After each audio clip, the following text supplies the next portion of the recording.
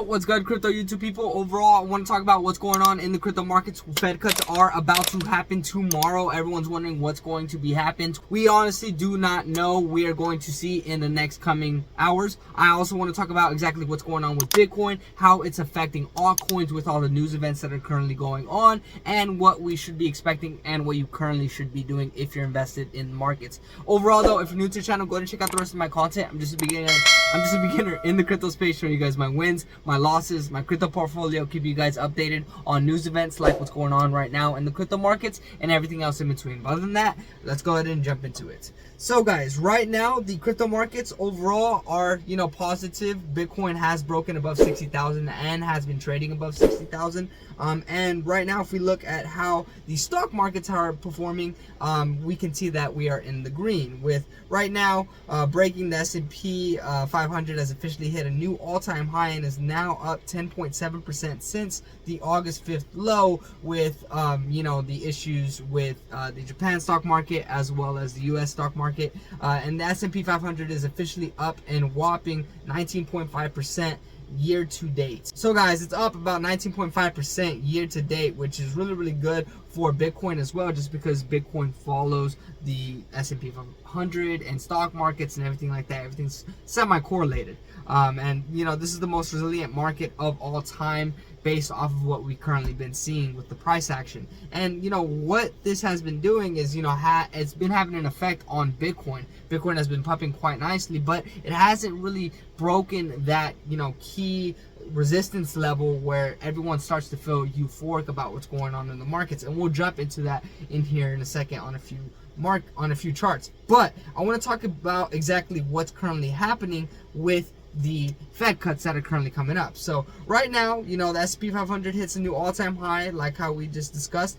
Markets are soaring as the 50 BPS rate cuts fuels optimism. Are we in for a bull run? And right now everyone's talking about if we're going to be at that 50 BPS or 25 BPS. It's really going to have an effect on the markets, altcoins, and the sentiment of where we're currently going. So let's jump into the Fed cuts and exactly what we could be potentially seeing. Everyone's talking about how we're going to see a 50 MBS cut, but at the end of the day, I think we might see somewhere around the 25 basis point cuts. But let's talk about it. So the countdown begins. We are now less than 24 hours from the Fed interest rate decision. Markets are divided with a 60% chance of 50 basis point rate cut and a 40% chance of a 25 basis point cut. Here's why a 50 basis point rate cut would be historic. So let's jump into why it would be historic and why honestly why I don't think it's going to be happening. So since the 1980s, 25 basis points rate cuts have become the Fed's preferred course of action. In fact, the only two interest rate cut cycles that have begun with the rate cuts greater than 25 basis points was in 2001, which was the dot-com bubble, which was pretty interesting, and in 2007 during the financial crisis with the with the real estate market, which was really crazy. If you didn't watch The Big Short, you should go watch that. That actually talks about the 2007 financial crisis. Well, then he talks about how, however, 2024 is clearly a different time than 2001 and 2008. We are not in the midst of a housing collapse, and the dot-com bubble was a vast different situation. Inflation is declining and unemployment is still somewhat contained. He goes on to say, effectively, the Feds need to weigh which part of their dual mandate is more important right now. Is containing inflation more important than rising unemployment? Or is inflation on a sustainable path to 2% and unemployment should take the spotlight? If you believe inflation is on a sustainable path to 2.0, then a 50 BPS rate cut makes sense. However, with the core CPI inflation stubbornly above 3%, we are not convinced the battle against inflation is over. Rather, gradual cuts with a meeting-by-meeting approach makes sense. Essentially, the Fed has sided with 25 basis points rate cuts at the start of every rate cut cycle, unless the economy was in a major crisis. With the Fed still calling for a soft landing, they do not believe we're in a crisis. History says that a 25 basis point is coming based off of what has happened. Regardless of what the Fed does tomorrow, a significant portion of the market will be upset. We are set to see the largest surprise compared to the expectations since at least in 2009, regardless of what the Fed does. This means a large market move is coming after the decision. So guys, right now with everything, with that nice thread from the Kobesi letter, they talk about, why we are probably going to be seeing a 25 BPS cut rather than a 50. Everyone is leading more towards a 50 just because it would be way more of a gradual cut, leading to more significant relief, as well as allowing more liquidity to funnel into the markets. But based off of what's currently going on and how the Feds are deeming the markets, they don't really seem like we are in, a huge point whenever we need to, hit that 50 BPS point. They like how they said we're calling for a soft landing, so they don't believe we're in a crisis, so there's no point in that 50 BPS rate cut. Now, we honestly don't know what's possible.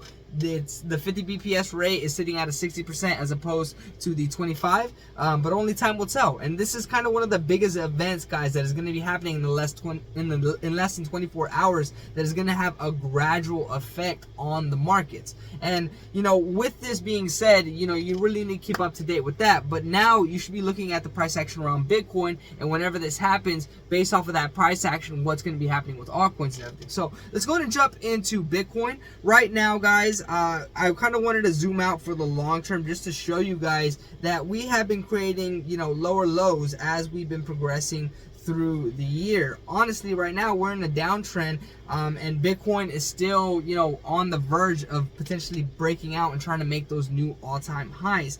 Right now, with where we're sitting, we have been sitting at above 60,000, trading at like 59 to 60,000. But most fundamentalists and analysts want to see us trading above 64,000, close on the daily, potentially close on the weekly at around 64,000, which would signify that we're going to be moving to the top. But right now, we're currently sitting at around 60,000. Every time Bitcoin tries to go up, it pretty much sees that resistance and drops back down. So currently right now, we're waiting on the Fed cuts to really determine if, Bitcoin is going to start to have a gradual increase towards the top or a deviation to the lower point. And right now, in terms of price action and where everyone wants to be, it's at that 64,000 mark. And when they want to close on the daily, and if not close on the daily, they also want to close on the weekly, which would be much more stronger. But with the price action right now, guys, everything is sideways and is basing off of the Fed cuts that are going to be happening. All right, guys. So next, if we jump into